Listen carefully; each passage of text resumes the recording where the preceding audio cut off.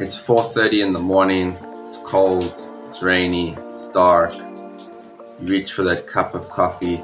Well, hold on just a minute there. Before you do that, I'm going to teach you the breath of fire. Breath of fire is a breathing technique, pranayama, which is one of my favorite breathing techniques. I used to practice a lot of different breathing techniques, alkaline breathing, Wim Hof. I did the Wim Hof every day for almost 3.5 years. I did alkaline breathing every day for 2.5 years. Out of all of those, the breath of fire is the one that I've kept in my routine for the longest time. Another name for it is the skull shining breath, because it shines your skull. It increases your energy, it fills you with vitality, it makes your skin feel good, it makes your mind clear. It's a really powerful breathing technique. It's not that easy to do, so it's going to take a little bit of practice. So go easy on yourself, be gentle, and follow my instructions. Now, the reason I stopped doing breathwork training, because it's not the way that you breathe all the time. These definitely have a lot of benefits, but you should be breathing correctly already before trying all these different breathwork routines. If only there was a way to learn how to breathe correctly. Well, lucky for you, I built a breathing course called Better Breathing. In this course, I will take you step by step how to test your breathing, the biomechanics of breathing, how to track your breathing, how to improve your breathing. I've also included 2 breathing meditations.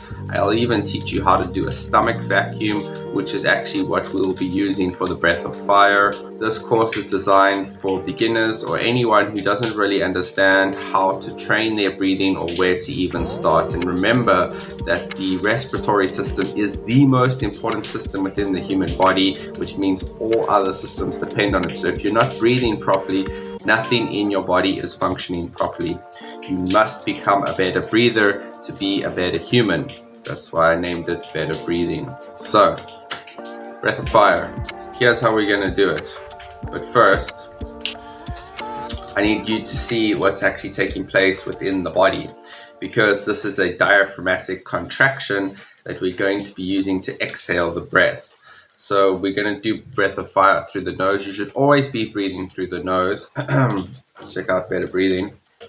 Let me just bring it a little closer so you can see. What I want you to understand is how to contract your diaphragm by sucking your stomach in. Now let me just demonstrate. So as I suck my stomach in,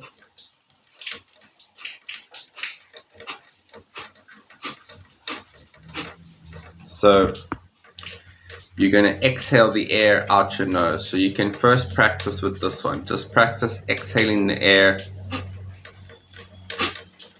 quite sharp and quite hard out your nose. Now, the tongue placement is very vital. Your tongue should always be on the roof of your mouth. That way, it closes off the air passageway.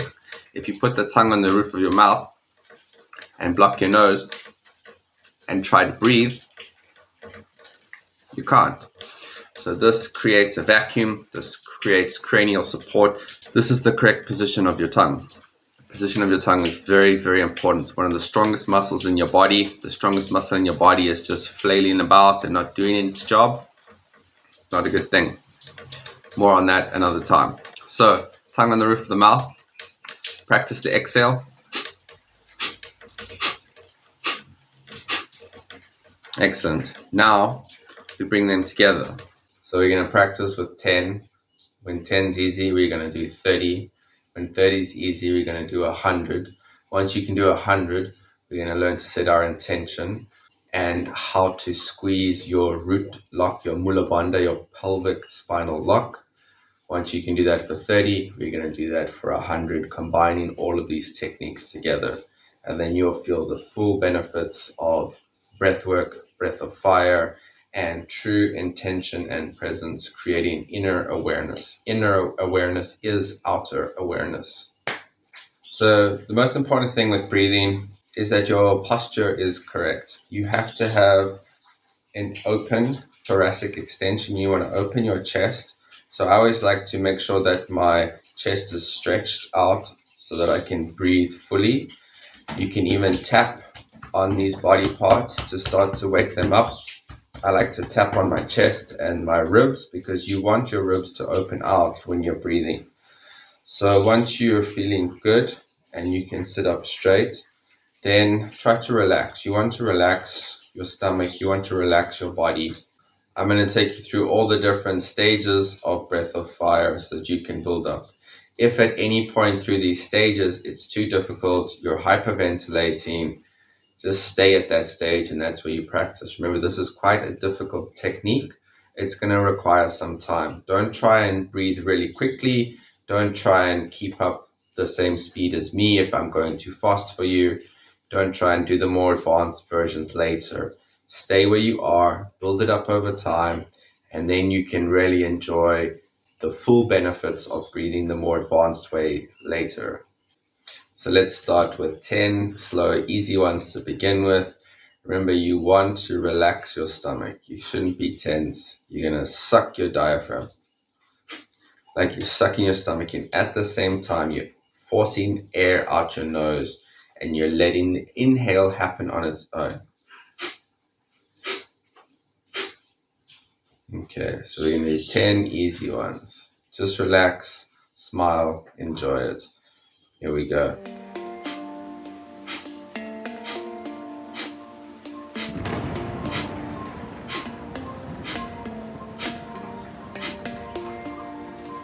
There you go.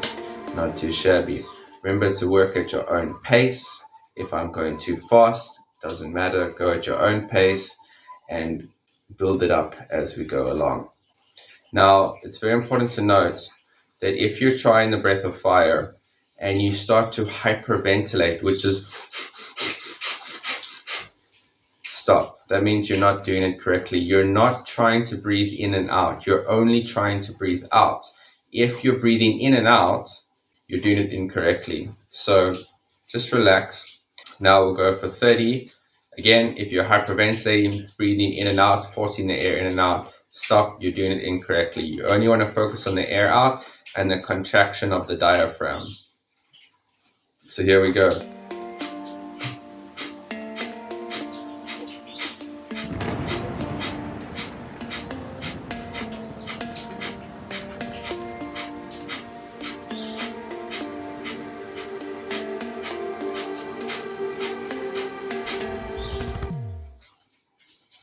How was that? Just take note of how that feels, how easy it is. By the way, this is a great way to actually train your stomach muscles because the transverse abdominis, the muscle that runs around, is what has to also function with diaphragm to allow that. That's how we start to get the stomach vacuum. It's all the same muscle, it's just practice and connection. So once you can do 30 comfortably, you're doing really well. Now we're going to actually move into the practice. So I like to do 100. I think 100 is a good number. You can do 99 as well. It's okay. I would suggest doing 100 every day, especially first thing in the morning on an empty stomach. It's much easier. You'll find your mind is more clear and everything functions better. So let's go for 100 together and smile and enjoy it. It is enjoyable. Remember, you are bettering yourself in this moment. So smile, relax, and enjoy it. So here we go.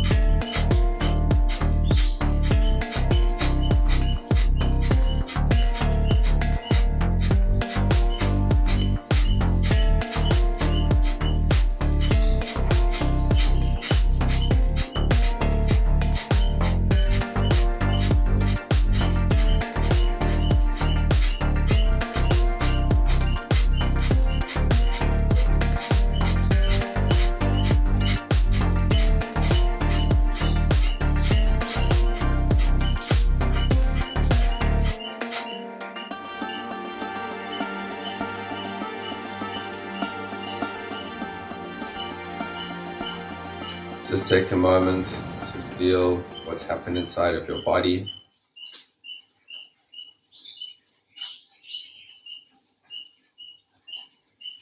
It's very important to start to create that internal awareness of what's taking place inside of you all the time. Excellent work. 100 is quite a challenge. Once you can do 100 every day, you're well on your way. Now here's where the magic comes in. Setting an intention before you do this. Remember, intention puts tension into potential. Reality is limitless potential, and with your intention, you cast out and you create. That's what consciousness does, it creates. So we are creating with our intention by putting tension into the potential. We're going to do another round, this time set an intention. And at the end, I want you to pull on your root lock, your mula bandha, your pelvic spinal lock. It's almost like if you're a man, you're pulling your testicles up, or if you go to the bathroom and you're peeing and you stop yourself from peeing. That muscle, that's what I want you to squeeze. Now for this one, we're just going to practice for 30 breaths, and then we're going to do it for 100. So at the end of the 30 breaths, we're going to take a big breath in, and we're going to squeeze that root lock and hold it for 10 seconds. And then gently exhale out through the nose. You can also exhale through the mouth. It's okay for this one. Okay, so get comfortable, get ready. Remember the pelvic spinal lock, pulling in that root lock at the end of the 30 breaths. Here we go.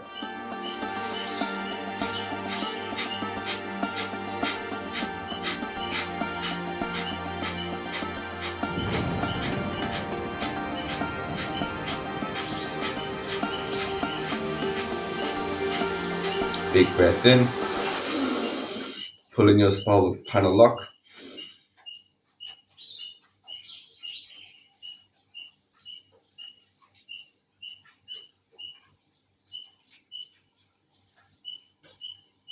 And relax. Just feel how the energies have shifted and changed in your body.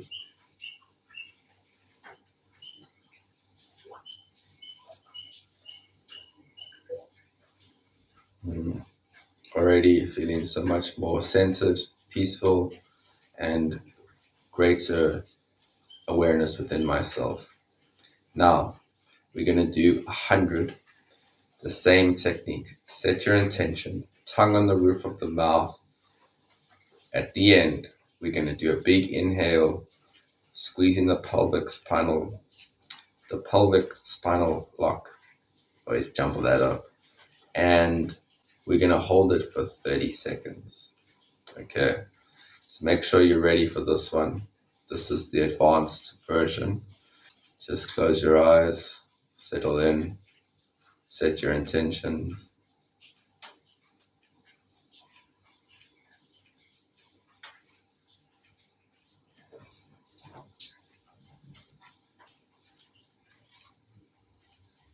And then you're also ready. And here we go, 100 breaths. Let's begin.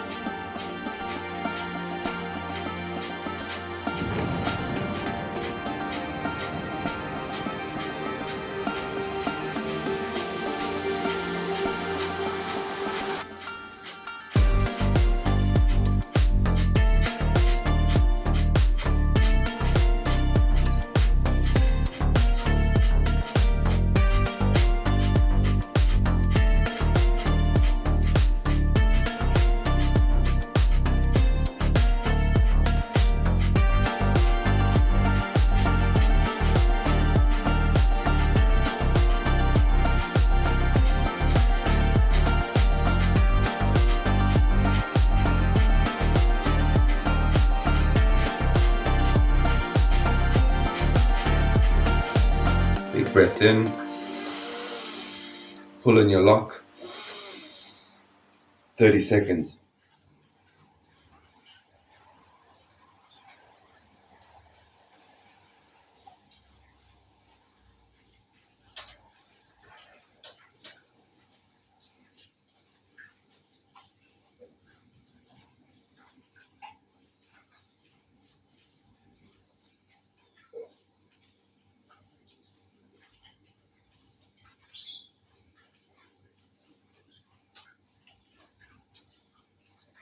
And let go.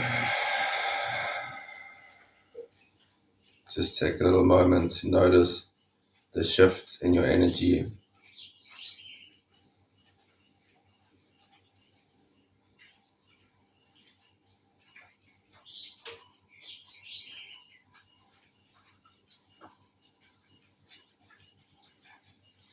And just send a little love and appreciation to yourself.